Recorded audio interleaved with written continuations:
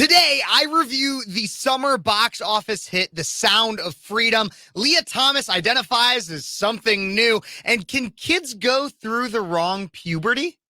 Interesting question. All of that and more today on Speechless, The Daily Show.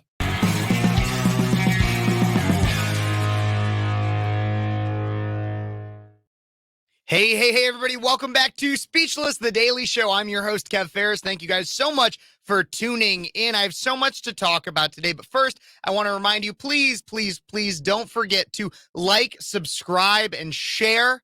I'd really appreciate it. Like, subscribe, and share.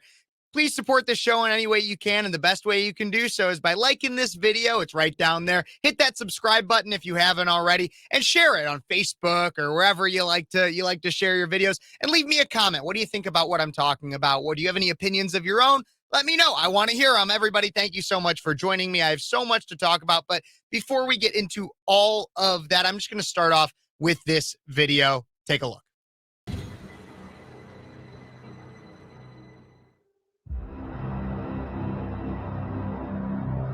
How'd that make you feel? Giving a child his freedom. Felt good. You have been at this for 12 years. My country, 'tis of thee. Why are you doing it? Sweet land of liberty. Because God's children are not for sale.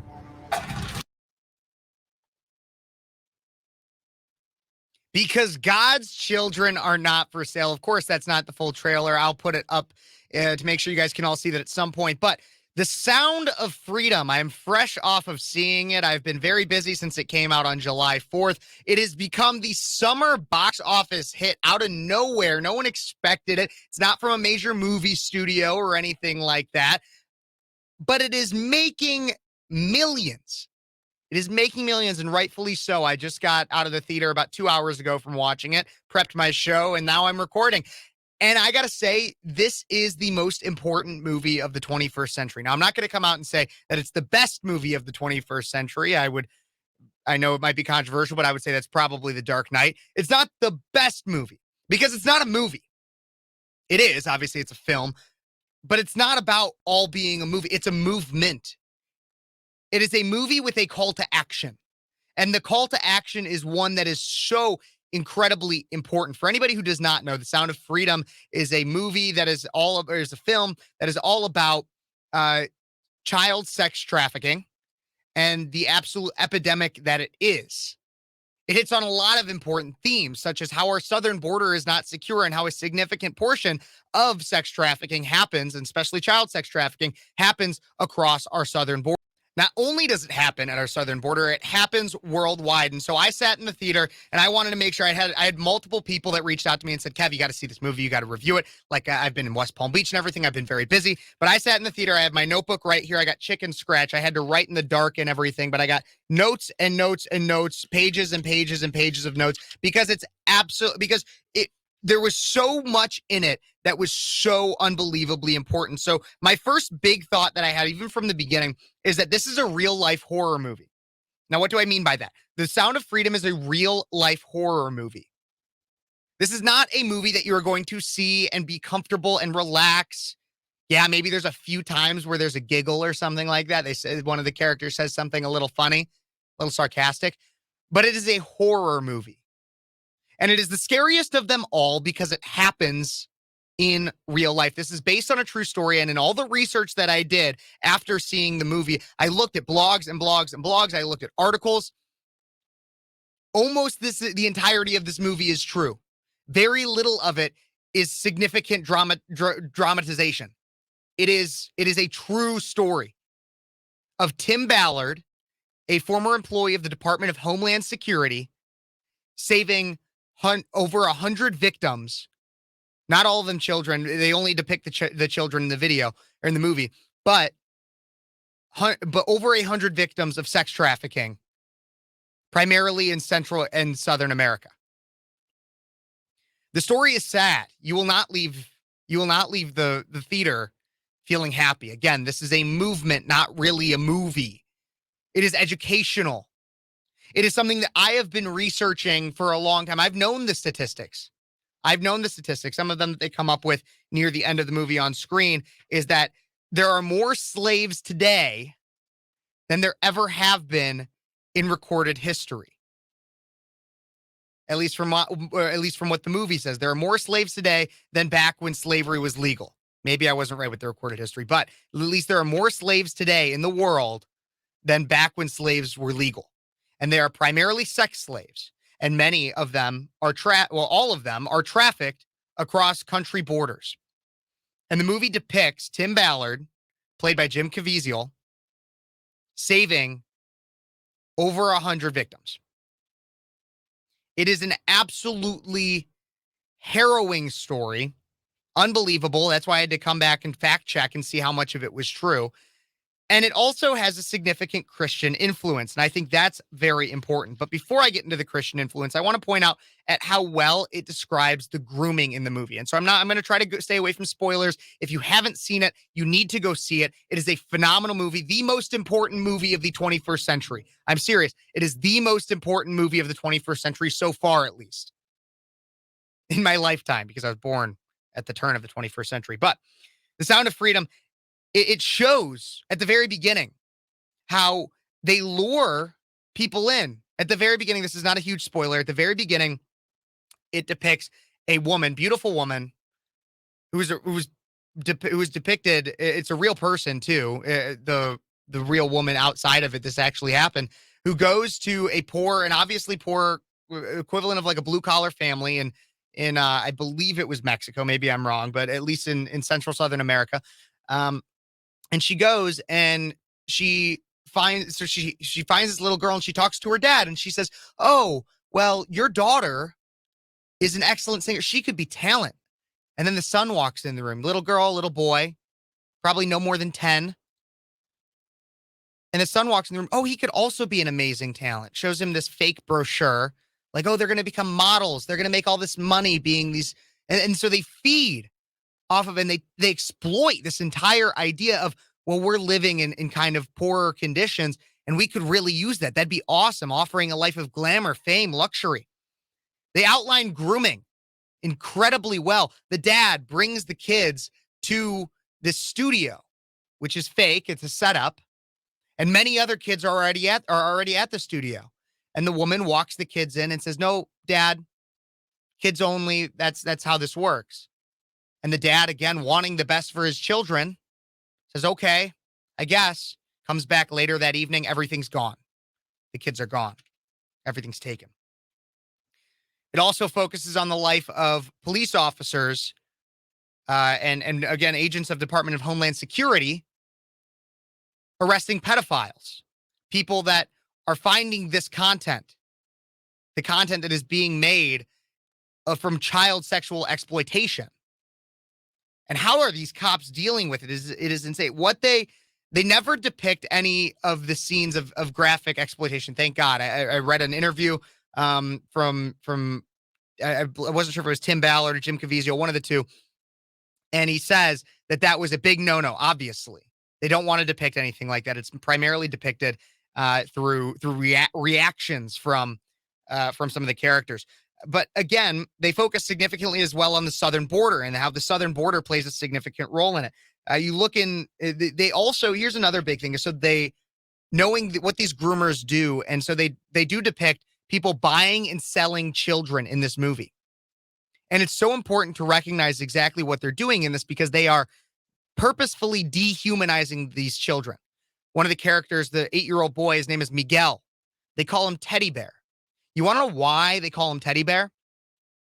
Because they are dehumanizing these children, because to them they are objects to be bought and sold for whatever purpose, but primarily nefarious purposes. It is absolutely wicked. I wrote that. I underlined it right there. Wicked.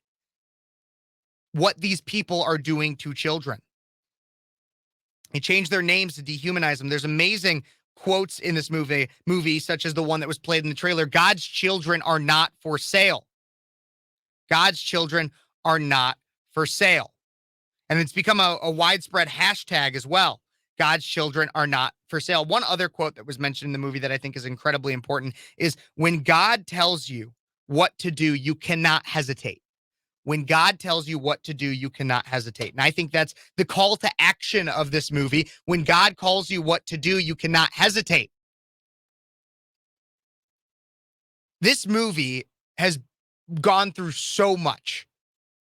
And I'm going to outline exactly what The Sound of Freedom has gone through. But I want to quickly give my serious review. Again, this is the most important movie of the 21st century. If you have not seen it, you need to see it, especially because the woke mob doesn't want you to see it.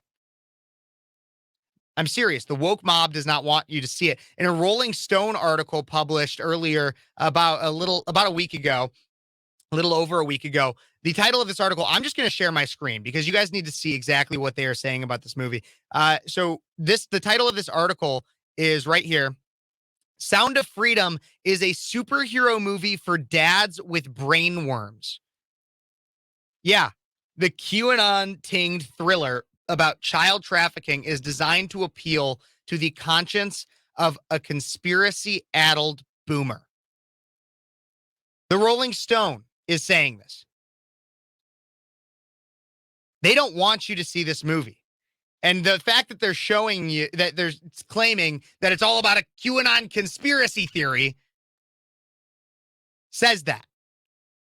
We all know conspiracy theories nowadays, for the most part, are just truth 9 months later. We all know that. So they have this massive article. I have to log in and subscribe to actually see it. So I'm going to take this NPR one and I'm going to go on a quick rant this NPR one, QAnon supporters are promoting Sound of Freedom. Here's why. And so before I get into the actual article, I want to do a quick rant on NPR. So NPR was labeled as state-funded media on Twitter, and they ranted and raved and said, "We're not state-funded. We're not state-funded. You need to get rid of that label." Okay, well, NPR, National Public Radio, first off, is the name of it. National Public Radio is, you want to know where it's funded? Okay, so maybe it's not directly from the state. Actually, it kind of is. But so funding for NPR comes from dues and fees paid by member stations. So people that air NPR. So if my station, which we never would, but if we were to air NPR, we'd have to pay NPR to air their content. Makes sense. So that's private. Underwriting from corporate sponsors, also private. But then annual grants from publicly funded corporations for public broadcasting. So publicly funded grants for corporation and public broadcasting. Most of its member stations, however, is the other thing. The member stations that I claimed were private at the beginning, most of them are owned by nonprofit organizations. Okay, still private. But a lot of those nonprofit organizations, public school districts, colleges, and universities. That's where a lot of NPR funding comes from. Public schools, colleges, universities. So tell me again how it's not state funded. They always like to say, we're not state funded. We're not funded by the government. Yes, you are. Yes, you flipping are, NPR. Sorry. That's my quick rant. Being in media, being in radio, it really pisses me off when they say that. But NPR comes out with this article about the Sound of Freedom. QAnon supporters are promoting Sound of Freedom. Here's why in this article. Sound of Freedom, a Christian thriller about a former federal agent rescuing children from exploitation in this summer's surprise box office hit. This movie is also being criticized as a vehicle for conspiracy theories and misleading depictions of human trafficking. Misleading depictions of human trafficking? Are you kidding me? Each and everything that I have read shows that to a T, almost this movie is real. And in some cases, it's so real that they had to cut some parts out, either A, for being graphic, or B, because they didn't have enough time in the movie's runtime. The film, based on a real-life controversial anti-trafficking activist, is being heavily promoted in conservative media. That's me, everybody. They're talking about me. Former President Donald Trump is hosting a screening, or has hosted a screening, at his golf club in Bedminster, New Jersey. A big part of its success is an appeal from its star, Jim Caviezel, who comes on screen at the end, urging viewers to buy more tickets, which you should. You can buy tickets for other people to be able to see it. Caviezel, who previously played Jesus Christ in Mel Gibson's The Passion of the Christ, is also drawing attention to the film in other ways. For years, he's been a prominent promoter of the false, violent QAnon conspiracy theory, specifically the baseless claim that an international cabal of elites is abusing and killing children to extract a substance called adrenochrome. Okay, so I've heard about all this. These wild claims have been deeply enmeshed with narratives about child trafficking in recent years, from the QAnon predecessor Pizzagate conspiracy theory, which falsely alleged a pizza parlor in Washington, D.C. was home to a child sex ring. The false claims that online retailer Wayfair was selling children in the guise of furniture. All these other things that don't actually have anything to do with the movie. So that's the crazy thing to me. So a lot of the criticism of this movie has nothing to do with the movie. It has to do with Jim Caviezel and his claims about adrenochrome or other stuff. Here's the thing: is I'm not here to talk about adrenochrome and that whole whatever conspiracy theory, whatever you want to call it, or Pizzagate. That's not what I'm here to talk about. I'm here to talk about the movie. But these lefty news sources are trying to subdue the success of this movie for whatever reason by claiming it's all tied to these crazy, crazy conspiracy theories. Well, that hasn't stopped people from going to watch it, despite a lot of attempts from stopping people to go watch this. According to Newsweek, the controversial film Sound of Freedom has become a surprise box office hit this summer, already grossing more than $85 million at the domestic box office. The film about child sex trafficking saw a boom in ticket sales on Sunday when it made 27+% more in one day than the previous week, according to Box Office Mojo. On July 16th, The Sound of Freedom raked in around $9.83 million, making it the second most profitable film of its second week, behind the just released Ted Cruz-led Mission Impossible film. Sitting in third place for the day was Harrison Ford's last hurrah as the fictional archaeologist Indiana Jones, which earned $3.8 million. So Sound of Freedom, which is hosted by Angel Film Studios, again, not Disney, not Universal, none of those, made 3 times Indiana Jones. That's insane. It is absolutely surprising. For the weekend, Sound of Freedom pulled in $27 million, a 37.2% jump from last week, while Mission Impossible made $56 million. There's also Insidious, which is another movie that's out that brought in about $13 million in ticket sales. Sound of Freedom's success is particularly significant because by Hollywood standards, it had a relatively small budget of $14.5 billion and played in fewer cinemas than all those other big box films. This movie is defying the laws of Hollywood, and that's one of the many reasons why it seems that people are going after it. That, it has Christian themes, and it hits on a topic that for some reason almost no one wants to talk about. You want to know the few people that want to talk about it? Ron DeSantis. Ron DeSantis signed into law an anti-human trafficking bill in Florida. Donald Trump back in 2020 pushed a lot of work regarding anti-human trafficking, anti-child trafficking, anti-child exploitation. Prominent conservative figures want to talk about this, what should be a nonpartisan issue. Liberals don't. And that's really odd. And so there's all these claims that, well, this is just a QAnon conspiracy theory. There's other articles that say that it embellishes, or there was that one with NPR. Quote from that NPR article, like I said earlier, says that it has misleading depictions of human trafficking. Misleading depictions? Are you kidding me? Let's look at some statistics here out of the U.S. State Department. There are 27.6 million trafficked persons globally today, and almost 20% of them are children. Approximately 350,000 children are reported missing every year in the United States. Of that total, an estimated 100,000 are being trafficked. Child sex trafficking has been reported in all 50 United States, according to the NCMEC.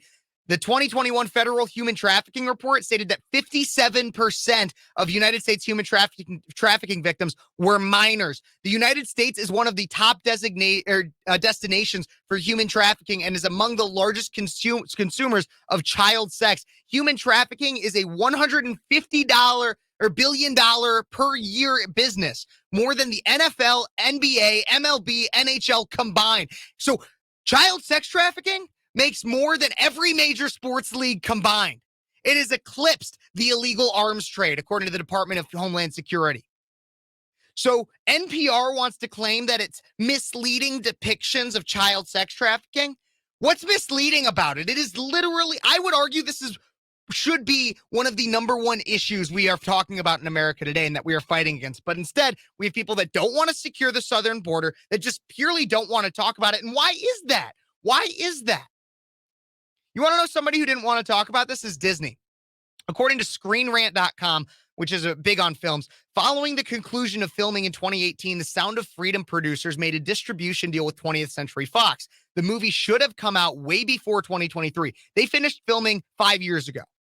So what happened? The answer is that the Walt Disney Company acquired 20th Century Fox in 2019, meaning that the entertainment conglomerate also acquired all of the studio's projects that were in development, including The Sound of Freedom. However, following the sale, Disney shelved The Sound of Freedom. The producers then tried for many years to get the distribution rights to the movie back. And eventually, in March 2023, Angel Studios obtained the worldwide distribution rights and released the film in July of the same year, according to Newsweek. A Disney spokesperson commented on the matter and shared that a deal regarding Sound of Freedom's international distribution happened before Disney bought Fox. They said, quote, Disney Studios had no knowledge of the film given the nature of the international acquisition pre-merger. Thus, it got shelved. And the rest is history. And rumors have swirled because there's no concrete reason as to why this movie was shelved. It just claims, okay, well, Disney bought Fox. It was owned by Fox. It got shelved. And so rumors have swirled about why it was shelved, with many pointing towards COVID. They say, well, COVID hit, it didn't come out. Disney delayed a lot of releases, a lot of production, everything like that. So that must be what it was. And it could be that. It very well could be that. But I also want to bring up a story from 2022 out of CBS News. CBS News in 2020, on March 17th, 2022, a little over a year ago, obviously, Disney employees and former judge among 108 arrested in a human trafficking sting, Florida police say. Authorities back in 2022 arrested 108 people, including alleged child sexual predators and those seeking prostitutes in a 6-day undercover human trafficking operation in Florida. Among those taken into custody were 4 Disney employees and a retired judge. The arrests of human trafficker and 4 child predators alone makes the whole operation worthwhile, according to the Polk County Sheriff Grady Judd said Wednesday. Where there is prostitution, there's exploitation, disease, dysfunction, and broken families. So Disney employees are arrested on child sex trafficking, or at least child exploitation. Disney, that same company that owns the rights, or that owned the rights to Sound of Freedom, didn't want to release it.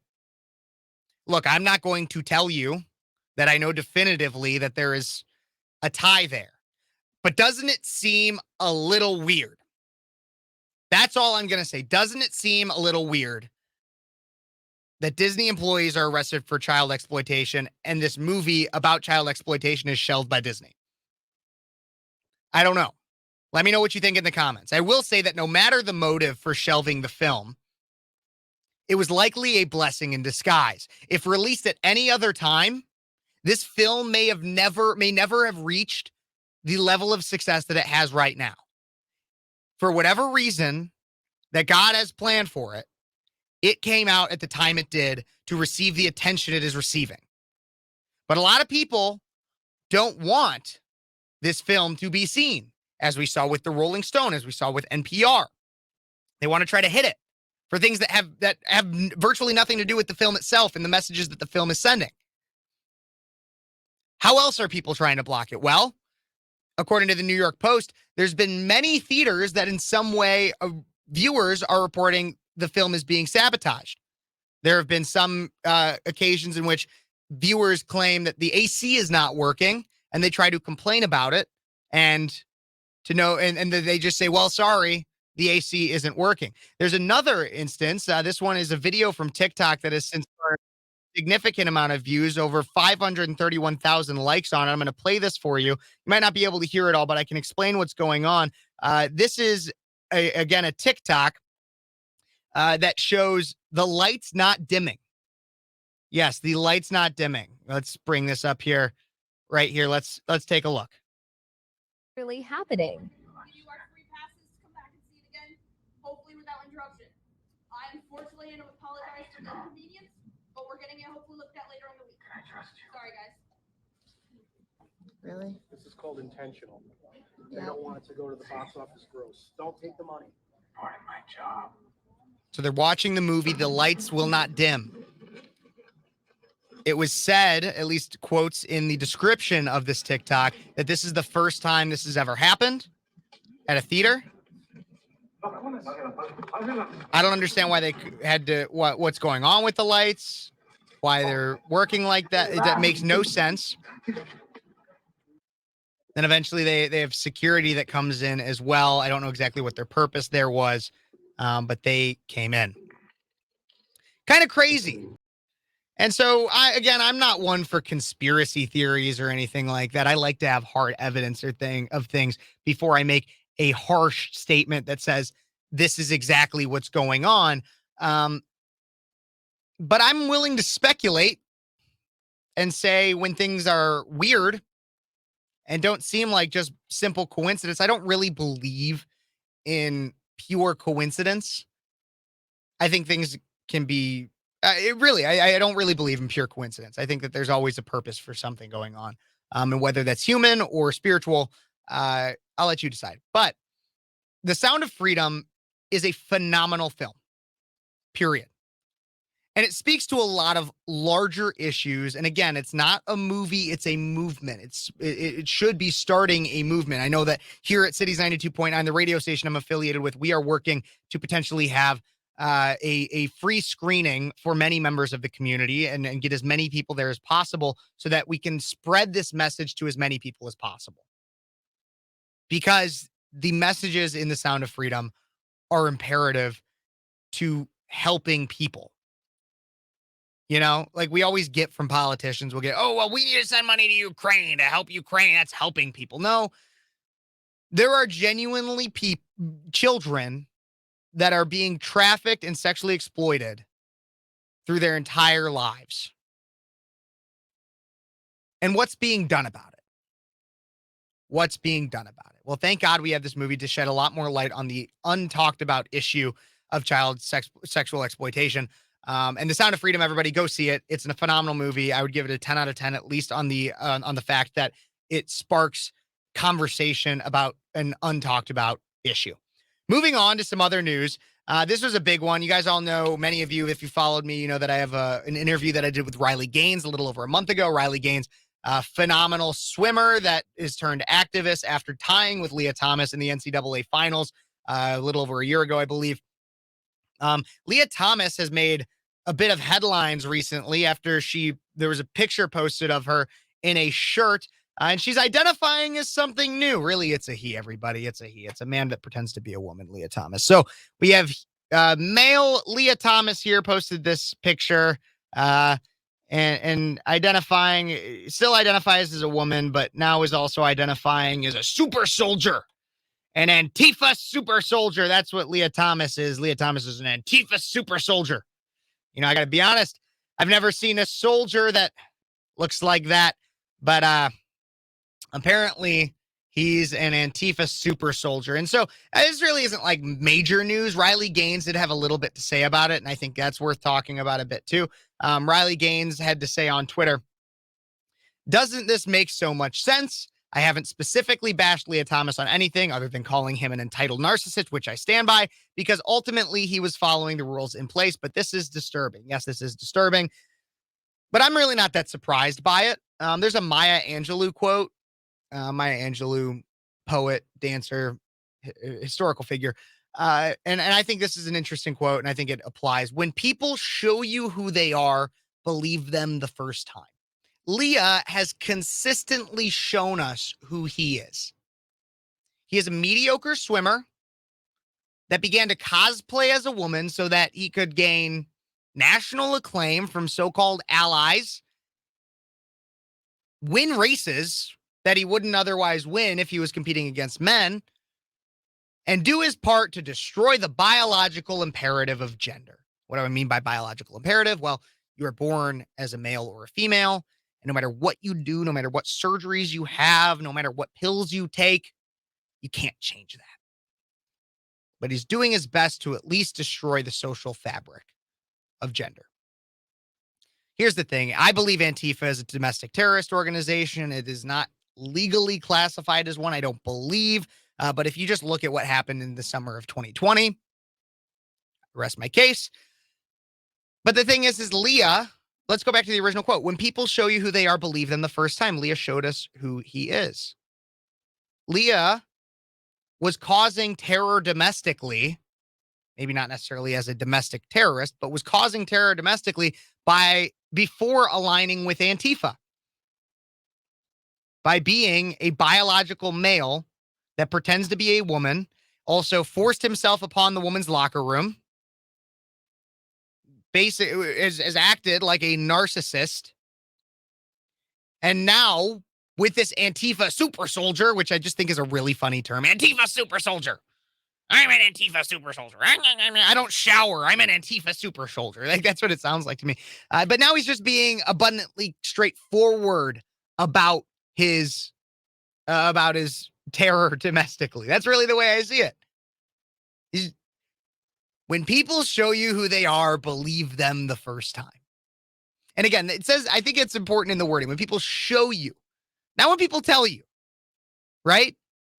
If it was when people tell you who they are, believe them the first time, well, Lia said he's a woman, so you'd have to believe that. No, when people show you who they are, believe them the first time. And I think that relates a lot to this final story that I want to get into.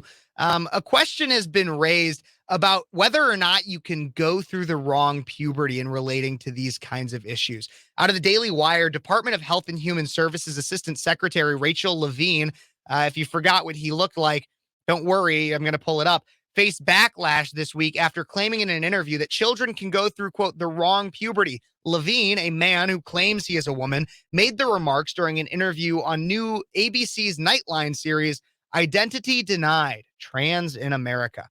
So here is that clip. I'm pulling it up now of Rachel Levine, again, an assistant deputy to the Health and Human Services, whatever. I'll get back into it. But here is this clip. What would you say to folks who think that they're being reasonable by saying, why can't children just wait till they're 18? Adolescence is hard and puberty is hard. What if you're going through the wrong puberty? What if you inside feel that you are female, but now you're going through a male puberty? What would you say? Yeah. So what if you're going through the wrong puberty? That's the Assistant Secretary for Health, Admiral Levine, who transitioned as an adult, mind you, as they discuss child transitioning, dismisses the question of why children can't wait until they turn 18 to pursue sex change surgeries. Adolescence is hard and puberty is hard. What if you're going through the wrong puberty? This is an expert, everybody, that you're supposed to trust. Again, also of Health and Human Services. But I want to also, let's take this premise that you can go through the wrong puberty. Let's take that because I think this could be a lot of fun. This opens up immense opportunities. Let's take it a step further. Let's say I'm on a dating app. So I'm on a dating app and I put on the dating app, it asks me for my height and I say I'm 6'4", which is not true. I am not 6'4". I'm about 5'7". I'll tell people 5'8" to make myself feel good. But I'm about 5'7". But if I did say that I was 6'4", and I went out on a date with a girl that swiped right, her expecting me to be 6'4", and she looked at me and was like, "What the heck? What the heck? You're like 5'7". And I told her, I was like, I sit her down at the dinner that I was about to pay for on this date, and I said, "Well, honey, I was born with the wrong DNA. Hon, I identify on the inside. I'm telling you, I identify on the inside as somebody who's 6'4". I'm actually trying out for the NBA next week." Do you think she'd just accept that? Of course not. It's absurd. It's absurd. It's a blatant falsehood. It'd be me lying. What if I started wearing platform boots? Let's take it even another step further. Okay, so I'm born in the wrong DNA. I believe I'm born in the wrong DNA. And I start wearing platform boots to make myself taller. Would that make me 6'4"? No. What it would make me is categorically insane. I wouldn't be 6'4". No matter how hard you try, you can't change certain things about yourself. Okay, I guess you could be like, "Oh, well, you could go get a surgery that puts extra bone marrow, makes you taller, whatever." It still doesn't make me meant to be 6'4".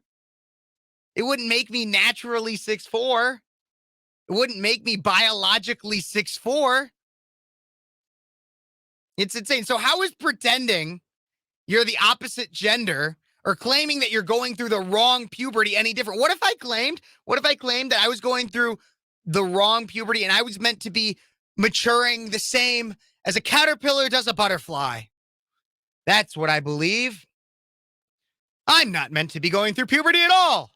I'm meant to be going through metamorphosis. I'm just an itty bitty caterpillar and I need to turn into a beautiful butterfly. What if I said that? Would that make me a caterpillar into the chrysalis, into the butterfly? I'm a beautiful monarch. I'm a beautiful butterfly.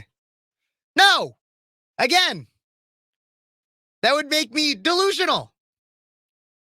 Nobody goes through the wrong puberty. You go through the puberty that you're meant to go through based on biology. Nobody goes through the wrong puberty. A biological man is not meant to go through female puberty, nor are they meant to have their puberty blocked. Not to mention the complete lack of science from Dr. Levine or whatever, Rachel Levine, in that statement. Again, our Assistant Secretary of Health and Human Services. Not quite the epitome of health or serving humanity. Seriously. Well, everybody, let me know what you thought about The Sound of Freedom. If you've seen it, if you haven't seen it yet, go out and watch it. And then, again, let me know exactly what you think. I think it's a phenomenal movie. Everybody needs to go out and see it. On any of the other stories that I covered today, please, please, please like, comment, and subscribe to this channel. Leave me a comment on the other stories. I'm interested in what you have to say. I have a lot of things in the works, everybody. I got a lot of things in the works. I'm very interested in a few of the interviews that I have planned within the next coming days. Those will be airing probably on my radio show as well as my daily shows. So again, make sure you like, comment, subscribe, and share, and ring that notification bell and set it to all because ScrewTube likes to keep me off and doesn't always send my notifications to people. So make sure you turn those notifications to all and let me know that you're getting them. Thank you so much for tuning in, everybody. I'm your host, Kev Phares, and you've been watching Speechless, The Daily Show.